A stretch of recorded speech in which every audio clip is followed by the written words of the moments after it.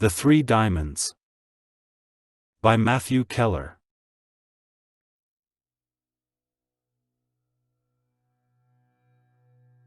Chapter 9.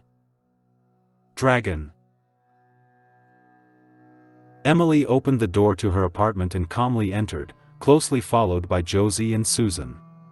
Once in her living room, she sat on the love seat and removed a pack of cigarettes from her purse. She lit one with her lighter, inhaled fully, then exhaled, filling the room with smoke.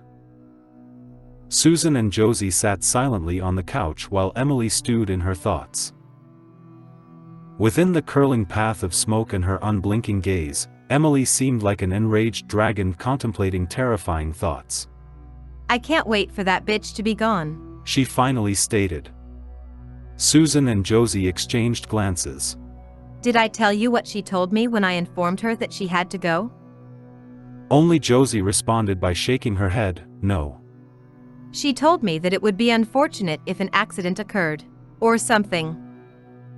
Both Josie and Susan's mouths opened in shock. "She actually said that?" Susan asked. Highly irritated, Emily replied. "She mumbled it under her breath. Maybe not word for word, but she made it clear there'd be payback." Visibly agitated, Emily flicked her cigarette into an ashtray on the table next to her. "She mumbles a lot of things. At first, I thought it was just her talking to herself.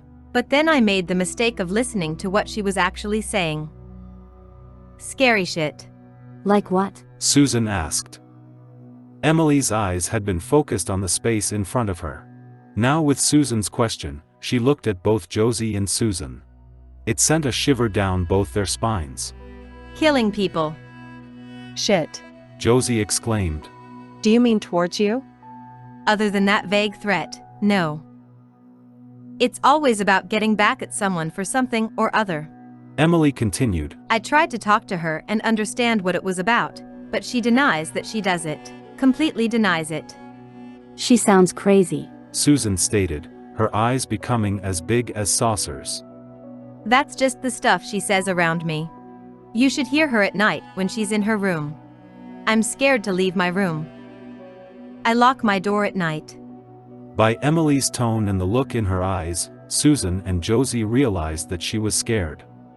"Have you thought about calling the police, Em?" Susan inquired. "And do what? Tell them to get me an exorcist?" "Oh my God, Em, what are you gonna do?" Susan asked, deeply concerned. "It's been taken care of. She has till Saturday to be out. I had hoped she'd take the hint and leave early, but obviously she's just fucking with me by staying," Emily stated with a long sigh. Up at the pool, Michael, Martin, and a dozen other boys joined the group, which was mixed with an equal number of girls. The gathering was loud and nearly riotous. Emily's boombox supplied the music, its speakers near their volume's limit. There was dancing on the pool deck, which was duplicated in the pool as the entire group partied into the late afternoon. The sun's effect was lessened due to its heat and light being blocked by taller buildings in the southwest downtown area. Around the pool, people gathered in clusters of conversation. They were composed of young men speaking loudly about cars, school, and the girls at the pool. Their threshold of courage had yet to be reached for approaching the opposite groups of all-girl clusters. The girls talked among themselves, occasionally glancing at the boys with anticipation of either the boys coming to speak with them or themselves actually approaching the boys. There was testosterone and hormones aplenty, but very little courage. Another cluster of people was made up of mutual friends, both male and female, already acquainted with each other and more comfortable within their group. In this group was Michael, Rose, Martin, Penny, Julie, Eric and Robert. Their conversation was primarily dominated by the steadily increasing intake of alcohol and male bragging. But overall, Michael was bored with the party. Near his group, still seated on her pool chair, Marie was engaged in a broken English conversation with two of Emily's friends, Samantha and Heather. Marie appreciated that neither girl asked the usual questions about her Frenchness. They stuck to the basics: boys, sex, and boys. Marie found their inebriated company quite humorous. At 18 years of age and French, she suffered few side effects from alcohol, with the exception that her desire was for wine over the beer provided. Occasionally Marie would glance around the pool and take in the festivities. During one look, she noticed one of the young men standing in the group with Rose briefly glancing at her. He then immediately turned away when noticing that Marie had seen his gaze. This happened several times. Through occasional glances, Marie determined that he was tall, perhaps several centimeters taller than her. Appearing to be physically fit, muscular, if not stocky, and slightly tanned. He had wavy dark blonde hair that hung a bit past his ears and wore a pale yellow t-shirt and a black pair of swim trunks. Because he was turned slightly away from Marie and blocked from view due to the group he was standing with, Marie decided to investigate further. Marie excused herself from her increasingly intoxicated companions and walked towards the ladies' restroom, which lay directly past the group with the mystery man. As she moved past them, she deliberately walked next to her secret voyeur, lightly brushing against his arm while saying, Excuse-me. He politely moved aside while she continued to her destination. The pair exchanged brief eye-to-eye contact, with Marie smiling sweetly at him.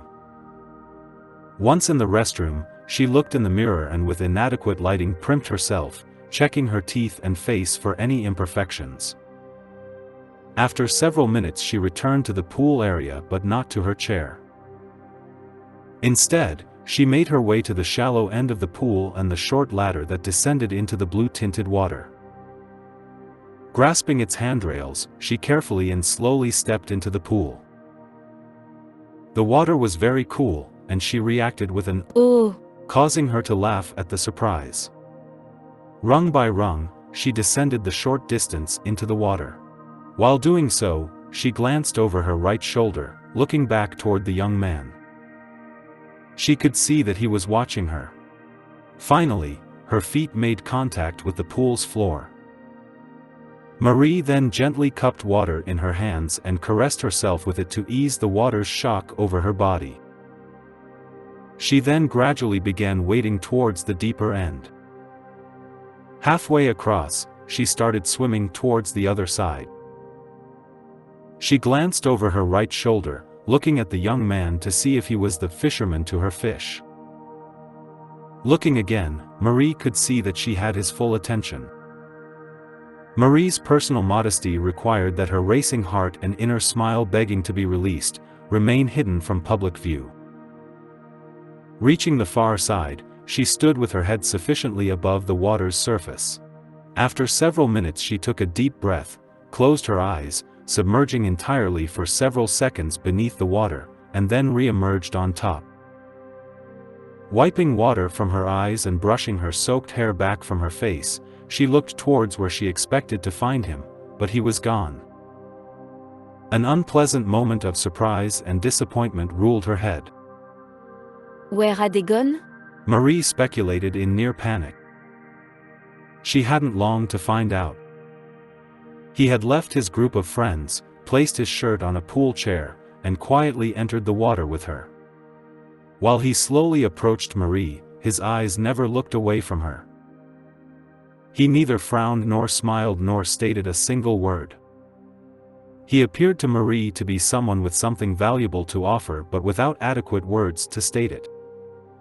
Nearing Marie, he, at last, stopped a foot away but still said nothing. For a few moments, both looked at each other in silence. Then Marie smiled while her head lowered a bit. He finally spoke. "Hi. I'm Michael. What's your name?"